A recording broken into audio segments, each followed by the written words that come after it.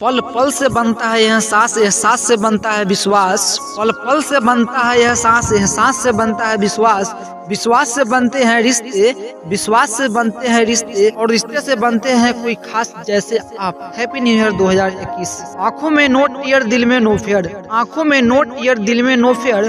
Forget everything and enjoy dear मेरे दोस्त, आपको दिल से हैप्पी न्यू ईयर।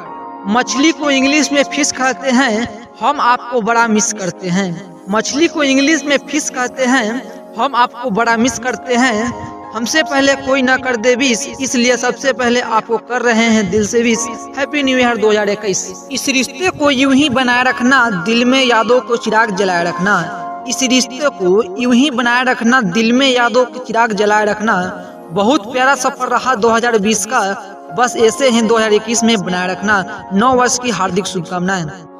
खुशी के आंसू रुकने ना देना, गम के आंसू बहने ना देना। खुशी के आंसू रुकने ना देना, गम के आंसू बहने ना देना। ये जिंदगी ना जाने कब रुक जाएगी, मगर ये प्यारा फ्रेंडशिप कभी टूटने ना देना। Happy new year 2021। लक्ष्मी का हाथ हो, सरस्वती का साथ हो। लक्ष्मी का हाथ हो, सरस्वती का साथ हो। गणेश का निवास हो और लक्ष्मी का आशीर्वाद हो। गणेश का निवास हो और लक्ष्मी का आशीर्वाद हो।